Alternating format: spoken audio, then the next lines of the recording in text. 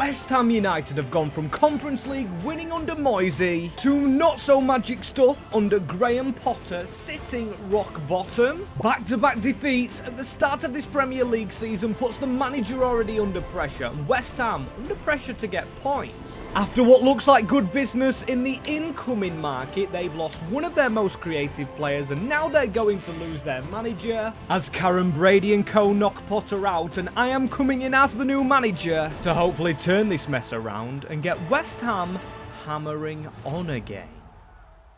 As yes people, here we are. As you can see, I am the new manager, not really getting a lot of support from the West Ham fans, even those with the same name as me, but this is the team I'm coming in to rebuild. All the new transfers have been done and this lineup doesn't look too great. We've got a downgraded Paqueta, we've got Fulkrug up front with Jared Bowen, and the newly purchased Jean-Claire Todibo for 40 million. Yes, you heard me right, I cannot believe they actually paid this money, as this is the team overall. We have got the new transfers going through, like Edson Alvarez out on loan, he's gone to Fenerbahce with Jose Mourinho, and then we do have our new players. Mads Hermansen, the goalkeeper from Leicester, hasn't really started off great in his career at West Ham United. However, this man kind of has. He's still got a long way to go. El Hadji Malik Diouf, as I am a big fan of himself, and we have used live points to go into the next season. We haven't got the exact league table we did have before, but we've done the results to match real life. So as you can see, West Ham United, 2 defeats from 2,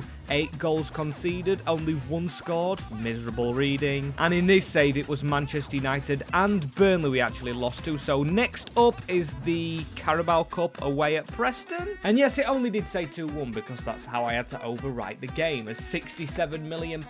What are we going to be spending that money on? We are late into this save, but before we actually get going with money, as you just saw, I'm going to get tactics going. This is going to be a thorough West Ham rebuild, and wing play is the style I am going to opt for, and we don't have wingers, meaning I'm scrapping Potter's formation. I'm going to go to the 4-3-3 holding, and the style of play is going to be this one when we flick it onto it. We've got a midfielder that sits back, we've got a midfielder that definitely gets forward, Jared Bowen back on the right as an inside roaming forward, allowing the captain just to run around and hopefully get more goals, get more assists, as this is the team I'm going to start. As you can see, Diouf is in, and Somerville, I want to revive his career here because I think he's been mismanaged. We've got Paqueta as the roaming midfielder, we have the striker and one of the only strikers actually at the club in Fulkrug, because on the bench you can see we've only got Marshall at 20-year-old, probably ready for a loan deal because he's not going to play, and Fulkrug is 32, so we've got to pick a very good striker up. And as much as I'd like to sell players like Emerson, I'm not going to be doing that. Don't forget where we are in the table. We are very low down, so we need all the experience we currently have at the club to stay at the club, as you can see, we've got a lot of coaches in, and then we've got an academy in with Albert Cole being our best. Then we've got Snedzkovic, Bolton. I'm going to promote a few of these young lads to go in and around the team as the first player I bring in. I wanted a different option to Fulkrug, and that's why we've gone with Terem Moffi. Who is this man? He's got 91 pace, 79 finishing. I wanted a player like Antonio who is fast but also strong. Offers a little bit different to Fulkrug. Now I know Moffi's not the youngest of players, but we do have youngsters around him, including this man once he grows. Luis Guilherme has gone to a 73 overall. Now if we can have a Brazilian midfield of him and Lucas Paqueta, we really could be cooking, but Jared Bowen is still in front of him. Then we've got Somerville on the other side to an 80 rated, now as a winger. As this is how our lineup ends, we've got one more change to make, and Max Kilman actually goes in ahead of Todibo, weirdly enough, to give us this. Now Ward-Prowse's a little bit lacking in an aging midfield. Diouf's actually started games very fun, and Moffi the same. Hermansen seems to have glued up the holes in his gloves to letting goals in, and then Bolton out on loan at Motherwell's done pretty decent, especially for a 17-year-old, but the man I thought would actually carry us, especially in Season 1, Jared Bowen, just does that. 14 goals and 4 assists. assists for the club captain of West Ham United. And after a rocky start, you've got to say we have recovered. Draws have been our best friend, as only 8 wins could have got us relegated, like Burnley only got 7, but that 19 draws, only 11 losses, keeps West Ham in the Premier League in 12th, which is fine by me, as look at that penalty shootout in the FA Cup finale. I'd love to be involved in one of those. Bruno Fernandes might actually not, as he missed one at the weekend against Fulham, as we go ahead and lose to Brighton. And in the Carabao Cup, the rival Spurs, with that dreaded rival Kudus. Can't believe they actually got rid of him, but still, I've got to look at other players, the ones we released at the start of the season, because West Ham did. Kurt Zuma at Brighton, and Fabianski's at Almeria, which is a weird move for the Polishman, but it's good to see he's playing football still. Danny Ings and Antonio retiring, as hopefully we're a long way off retirement. We can keep rebuilding this West Ham United team, but I'm going to need your help.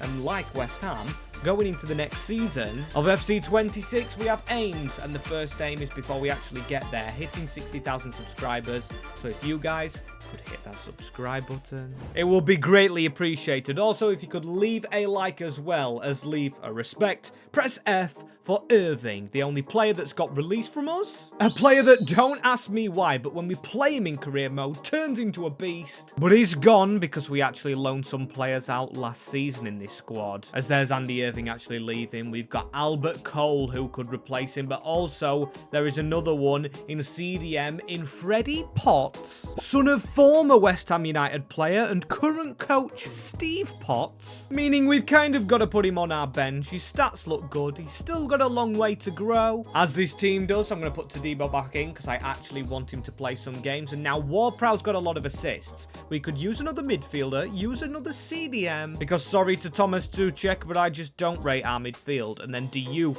is lower rated, but there is no way Diouf leaves our team, as we've got 95 million for finishing 12th.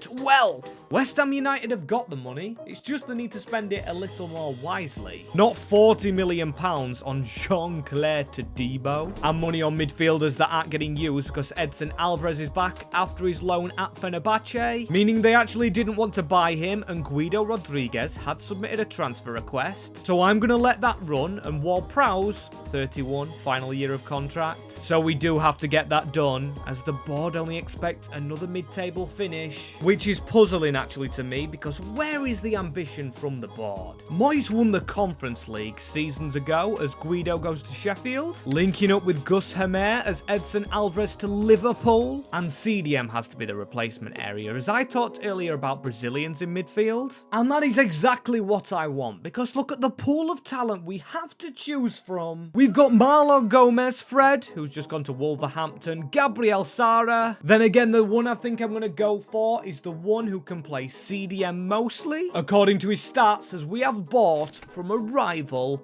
in Chelsea. Andre Santos, who is immediately going to go onto that CDM drill. 80 dribbling, 80 defending, 81 physicality, very good jumping if he could become the next Guimaraes from Newcastle United. I do want to bring in another one, and the academy this year hasn't really brought out anything spectacular, especially no midfielders in this squad. Or this crop, I should have said. So I'm going to take a leaf out of Sunderland's book, go and look in League On, and find Maritz Kajgaard of Denmark, who has joined us in that midfield, as you can see, very revitalised now, 2 younger players at 23, and another reason I actually brought this man in was to try and help our goalkeeper get another Danish alongside Hermansen, because obviously in real life, not the greatest start, like I said, to his West Ham United career. He's conceded 8 goals in 2 games, as our bench looks decent. It could be better, it could be worse, as I kind of expect Europa League or Conference League. Come on, West Ham. We are good enough.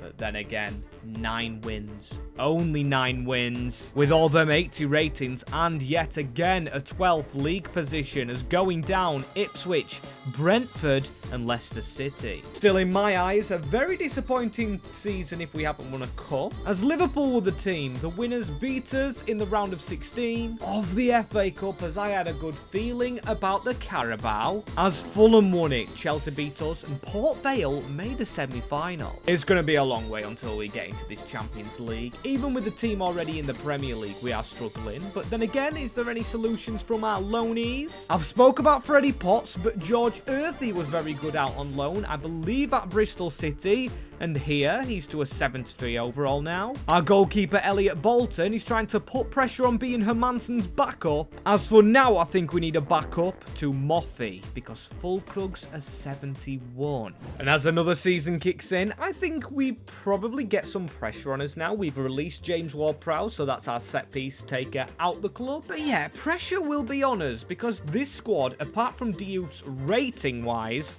we've got a team that should be in Europe. Bowen at an 89. Now at 30, so he is getting older, and we've got to make sure his quality stays there. Also, Moffy up front. One of our lowest rated is our striker. Slightly concerning, but he's got the finesse play style, he's got the pace, he's got the physicality. But also, Bowen has the shooting. We could maybe potentially make him our number 1. As 38 weeks to a striker, it's actually very appealing, because we've got Luis Guilherme at only 21 sat as a right winger. George Earthy can also train to be the backup to Luis Guilherme. Then we've got Moffy, who can be the backup to, of course, Bowen if he does become the forward man. So yeah, a lot we can actually be doing as Diouf. I'm a big fan of him in real life, so I'm going to keep him, maybe sell on Emerson, and maybe bring in a veteran left back so Diouf can actually grow to be our starter in seasons to come. It's the first man out. I'm actually not going to sell Emerson first,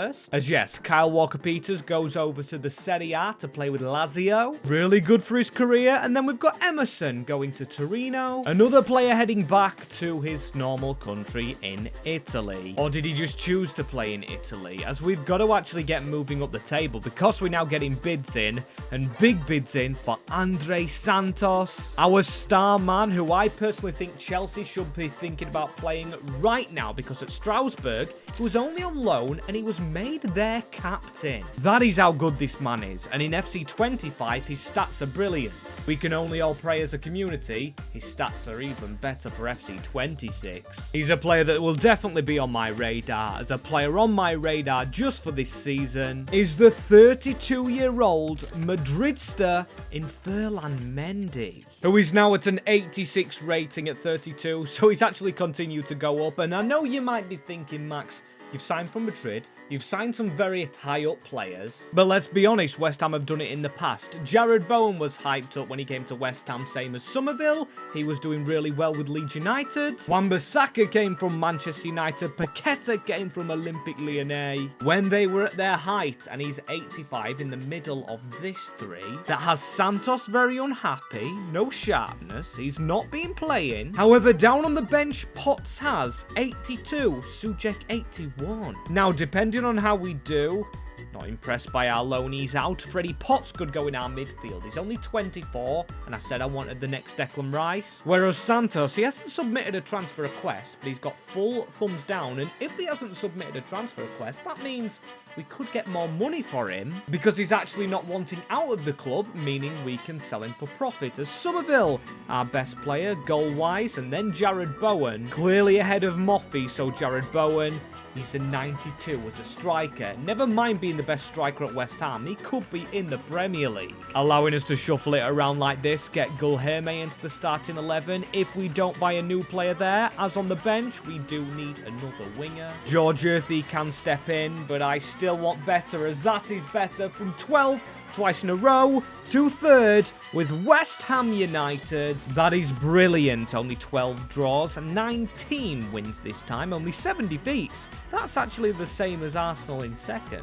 As you just saw, Manchester City flew away with the title and Tottenham win the FA Cup. Disappointing seeing the rivals there, as a round of 16 loss on penalties. What I would do for a domestic trophy now, because we're in the Champions League, which is successful, for our aims with this rebuild, but we just don't like the cups. Newcastle United win 2-1.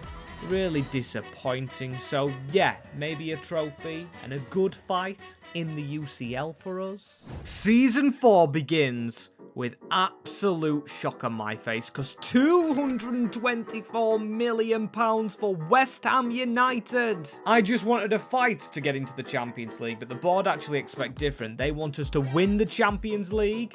Now that is a huge surprise. As what might have been a surprise for you guys is recently on this channel, we've rebuilt teams for 2025, 26, but this video isn't that. We're not trying to win the Ballon d'Or. We're not trying to win every trophy in England. I literally just want to make West Ham better. No objectives to this video, because in real life they've not done well. So Jarrod Bowen as our striker, and now will Santos actually decide to stay at the Hammers? We've lost Souček to Crystal Palace at the end of his contract. We've got Freddie Potts anyway. And statistically, let's not lie, this man is so much better than Freddie Potts will ever be. Plus, rather weirdly, they're the same age. I never noticed that. So yes, Santos will stay, as in this team, I'm looking at left centre-back. Gerd is getting very old. If we could maybe make it a full French defence, apart from Aaron Wan-Bissaka, and Luis Guilherme we might replace. Also, midfielder on the bench will need now a centre mid, not a CDM like Thomas Souček was, and Bolton is now the backup goalkeeper at 19. He's worked very well to actually get there, but I still do think I want someone better, and I'm going to go for someone cheap before we splash the cash on actual crucial players. So sorry Bolton, but Augusto Batalla needs to be our backup. I really want to win a cup, like I say. It's not an objective, but it is something I do want. Maybe objectively myself, as let's go and prioritise the winger position first. We need someone who matches Somerville's energy, someone who isn't too old themselves. And look at Arsenal doing the gatekeeping. Saka and Rodrigo both, leaving this man kind of unwanted. Yes, he's not as high rated as I thought I'd go for, but Ethan Nwaneri coming to West Ham, now a move that probably won't ever happen, but a move I definitely won't turn down. Him and Bowen get the English link-up, with Wan-Bissaka just behind them, and this is a potential English link-up. Ollie Arblaster, and yes, he's only on the bench for now, but I think he's a good pickup. From Sheffield United, leaving most of our money to go into that left centre-back. Nayaf Gerd, he's done really well, to an 85. But with the expectation to get into the Champions League finale, or not that, to actually win it, we need to go and pick someone up who could potentially do just that. And well, he might not be experienced in the Champions League, but he's definitely experienced in the Championship. Keeping clean sheets for fun, Maxime Esteve of Burnley. £100 million on a defender, and that's where it gets you. West Ham United now sit top of the Premier League table. 70 goals scored, but a big, shiny trophy. Not even the trophy I wanted to win. I wanted the FA Cup, or Carabao mostly. And as you can see, Bristol City win the FA Cup. Really good for Earthy's ex-team. Not so good for us, though. Peterborough surprised us. Okay, and this is back down to earth before the Champions League campaign we have, because we lost in the semi-finals of the Carabao Cup on penalties to Wolves. They actually came back against us as we finished 7th. 0 defeats. It was draws that did us badly, as we did get through the round of 16. We did then get Benfica, a very easy draw for the quarterfinals. Oh my days, and then Real Madrid. We beat Real Madrid 4-2, meaning it could be a Premier League and Champions League double in Season 4 with West Ham United, Atleti de Madrid in the finale, which is genuinely brilliant. Genuinely brilliant. I didn't even put our new defender in the team. There we go. Esteve, Mendy, who's still playing, Todibo, Wan-Bissaka, an aging team, Bowen 32, Santos still young, but then we've got the likes of Aaron, who are getting older, so this Champions League is crucial. Paqueta's 31, as Jarrod Bowen got 36 goals. If we win this, he could win the Ballon d'Or. Somerville 26, and Nwaneri contributing a lot. And Aaron Wan-Bissaka's old stomping ground, Old Trafford. And these will not be an easy team to face. Kasunu and Dusan Vlahovic we just saw. We're in the away kit, and we've got the power bar above players when they're passing now. That's weird, it just keeps changing my settings. It's a terrible run. Benjamin Šeško. He might feel at home here, going from Manchester United to Atleti, as that is a decent rob. And now Nwaneri. He's got Kajgaard in front of him. If he's onside, how is he offside? He's in the line. How has he just gone offside there? Is it offside? Maybe by a toe? That could have been the opening goal, and that could have been so simple as Benjamin Šeško get across. Got to mark up. It's Giuliano Simeone. Brilliant tackle. Now Ferland Mendy. Just to calmly pass it away. And we're going to calmly pass it all the way up the field. Come on, Jarrod Bowen, Conor Gallagher. on the spin. Conor Gallagher, a player I actually looked at signing when we did go ahead and get Santos, but this Atleti team is very good. Similar reading to the Legia Warsaw rebuild we did not long ago, as that's a brilliant save from a Manson. We've got to jump high, and Dusan Vlahovic requires his shot to be saved, as it's really pressure here from Atleti. Brilliant block from a Steve. Doesn't use his hands, and referee blow that halftime whistle. I've never been dominated like this in a Champions League finale, as we just can't clear it. Vlahovic again. Hermansen is improved in the West Ham shirt. Unfortunately, only a simulation this FC game, not real life, because he drastically needs to improve. Same does all the lads. And Wan-Bissaka is one of them real life players, makes a brilliant tackle, and Jared Bowen, if we can just beat the back line here, he is 92 rated, is Jared bloody Bowen. Unfortunately though, it's an easy tackle, and now the cross comes in, and Šeško scores from a set piece.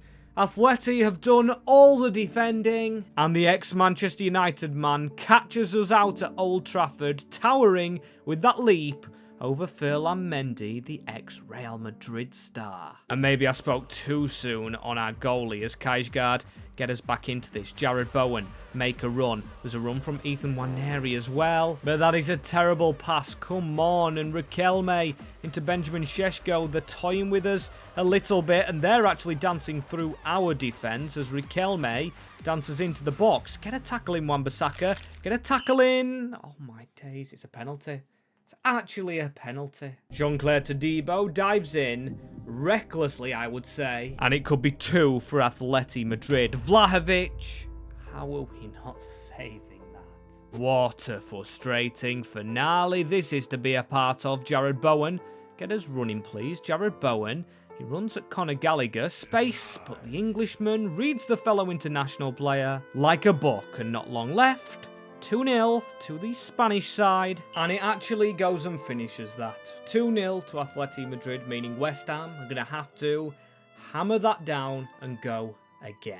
Hard to take that, but we've got a budget that says revival, 270 million, or maybe not revival, but go again. Beaten by an Atleti team at a set piece and also at a penalty, so they have to play some set pieces, as Jared Bowen I did like through the middle. Now 32-year-old, and we're probably going to see him going down. Nwaneri, I'm sorry mate, but it unfortunately means sacrificing him for someone else. Maybe Mothy, because statistically he's very good. He's got that pace, he's got that everything, and he probably favours target forward, or maybe even poacher as an attacking role. We've got Bowen going back to that inside forward, where he scored most goals in the first couple of seasons, as our tactics are very good. I don't want to touch those. And Mendy's getting no younger. Then again, on the bench down here, Malik Diouf, who was brilliant IRL, despite West Ham struggling form, and we don't need to sell any players for money. We just need to go out there and check for the best of the best, as the best is Atleti, who, yes, at the back did have Kasunu, and they also had the big man Murillo, and more quality in depth, I think, actually ruined us. Some decent defenders there, and midfielders. They've got strength that just held us off and got those set pieces. And then up front, they have Ekitike, Slurlov, Vlahovic, and Benjamin Šeško. I think the best one out of those for them was probably Šeško, so Vlahovic sat on the bench.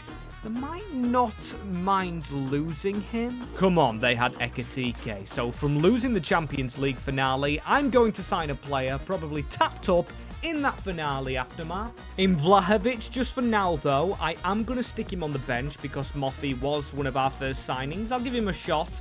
And then Jared Bowen. Back to a right wing, which will take ages. And plus, this man is out of contract. And plus, it said he was on the decline. So let's sign up the contracts to see how much money we've got to deal with, as they have gone up massively, including on Bowen, which I can't believe it, only leaves us with £48 million, which is only just enough to get our next backup right back in. A Spanish fullback we add to our ranks, who is actually now better than Ferland Mendy and can play on the left-hand side if we need him to, which I think we will. We've got a full 90 rated in midfield. This team is essential to probably winning the Champions League, hopefully, in this season, with Bowen, Wan-Bissaka, both over the age of 32, but then on the bench, Dusan Vlahovic and Ethan Nwaneri has actually played. Nwaneri, I keep trying to say the N and W at the same time, I can't do it, as actually, we could still have Bowen up front with him on the wing. Yes, Yes, going back to what I didn't want to do, but just look at the ratings. We've got to include him. Let's look at these.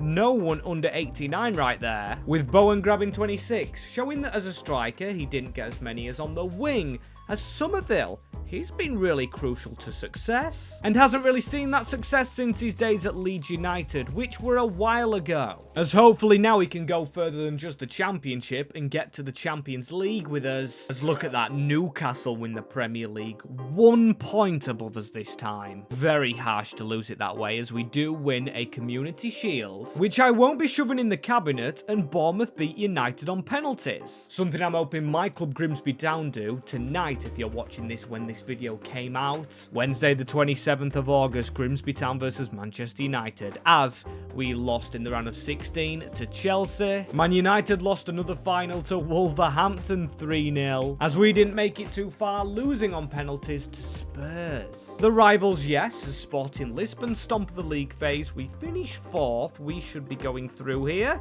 We did beat last year's winner. How am I getting that the wrong way round? 3-0 over Athletic, before a 4-1 game against City, and a 5-3 game against Benfica. Spurs and Kudus, take that Mohammed, get beaten in the semi-finals as we land ourselves in a back-to-back UCL final. Huge game is this one. We've got Adzic on that wing. We've gone with Carmona at left back. Come on, we've got to get beaten them this time. Jared Bowen against Bastoni. It's a different challenge to Murillo, and hopefully a challenge he can overcome, unless Vlahovic comes on against his old team right here, and we're onside due to the man in the middle. Cristiano Somerville across the deck, and Kajgaard rolls it past the goalkeeper. This time it's us that take the lead. We don't need a set piece or penalty. Brilliant goal from Kajgaard, but what a ball from Somerville. Again, I'm trying not to get too excited, but that is a huge step in the right direction from the off,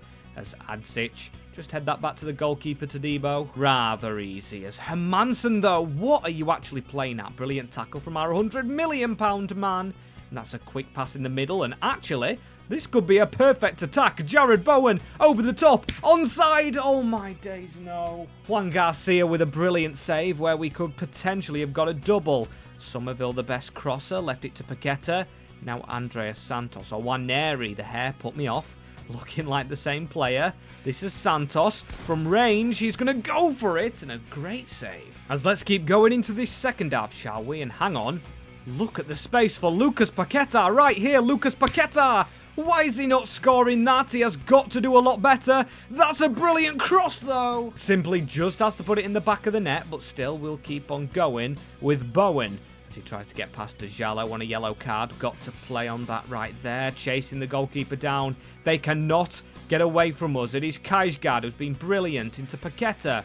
Not so brilliant. But what a chance to make it 2-0. Andreas Santos jumps high enough even. As Paqueta get that round the corner. This could be brilliant. Cristiano Somerville crosses it into Ethan Waneri. What a save. As now it's annoying me. Somerville.